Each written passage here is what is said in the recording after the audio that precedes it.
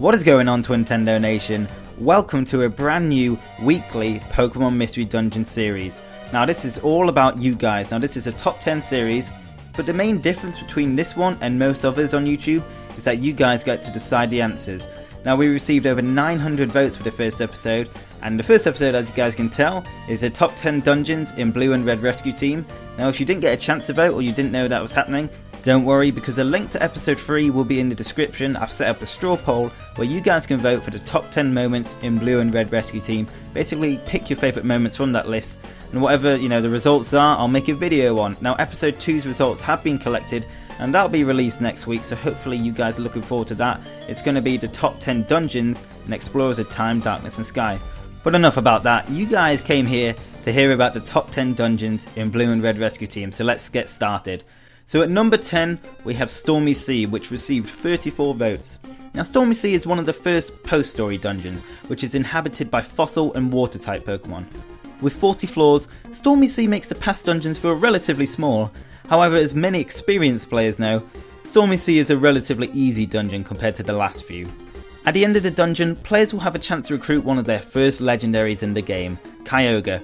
If the dungeon wasn't tough enough, Kyogre only has a 50% recruit rate, so be prepared to venture back through this watery hellhole again.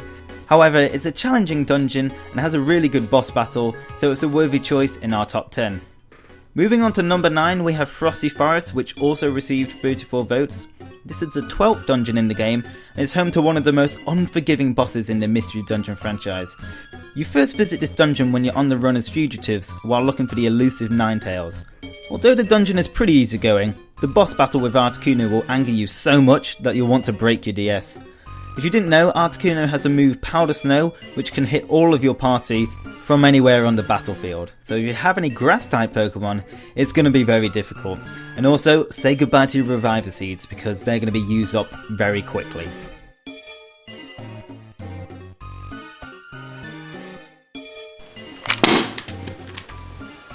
LOL!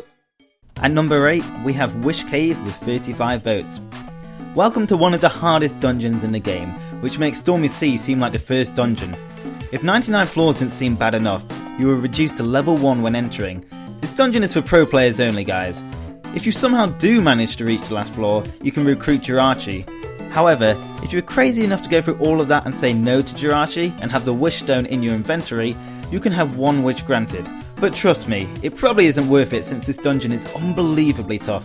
Just be glad you got out alive. Coming in at number 7 with 41 votes, we have Purity Forest.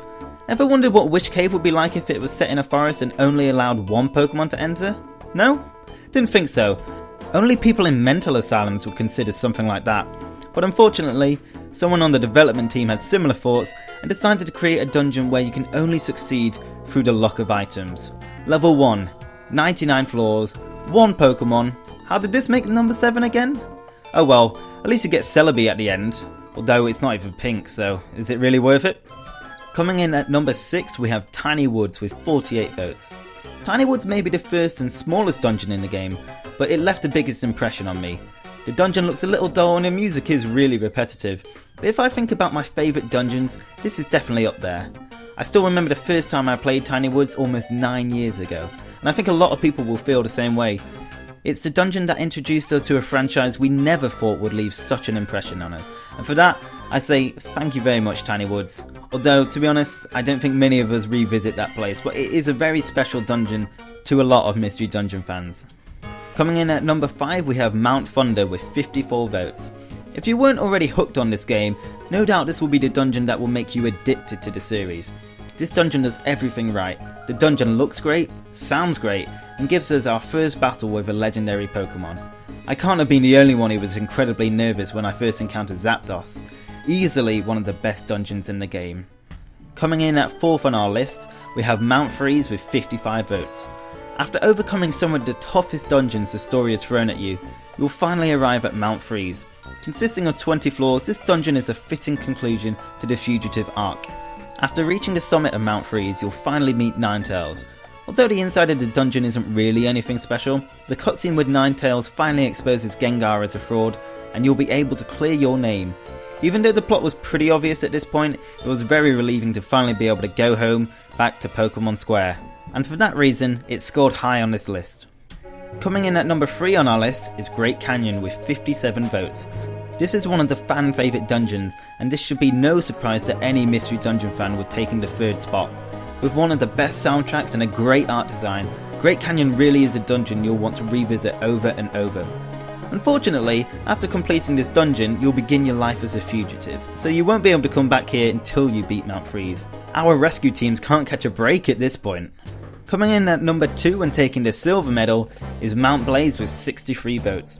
After becoming fugitives, you were given no choice but to cross the fiery and dangerous terrain of Mount Blaze. Not only is this dungeon tough, especially for those grass Pokemon, you will have that pressuring feeling of being chased by an angry Pokemon mob. The music is really fitting as it sets the mood for your perilous journey. Once you reach the peak, you'll verse off against the legendary bird Moltres. After beating Moltres and successfully conquering Mount Blaze, you'll be left with that rare feeling in a game of satisfaction after completing one of the toughest dungeons faced so far in the story. Now before we move on to number 1, here are some honourable mentions that didn't quite make the top 10.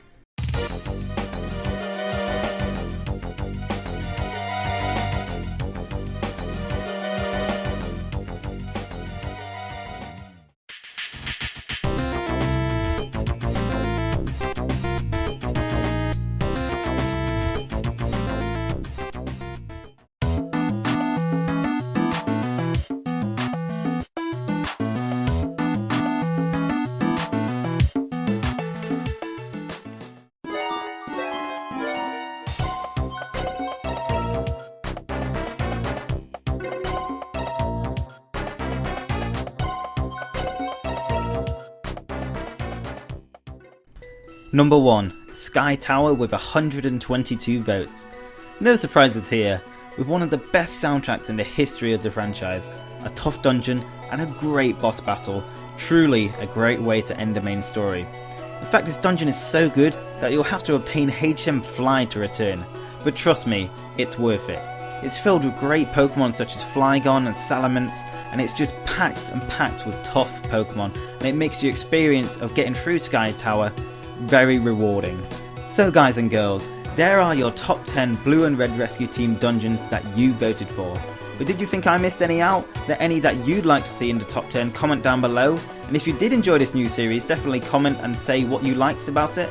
And if you did enjoy it, please leave a like. I'll definitely make sure I do more of these in the future if you guys do enjoy them. So thank you very much for watching, and stay tuned for next week's episode, which will be the top 10 dungeons and explorers of Time, Darkness and Sky. And remember, if you want to vote for episode 3, the link's going to be in the description below.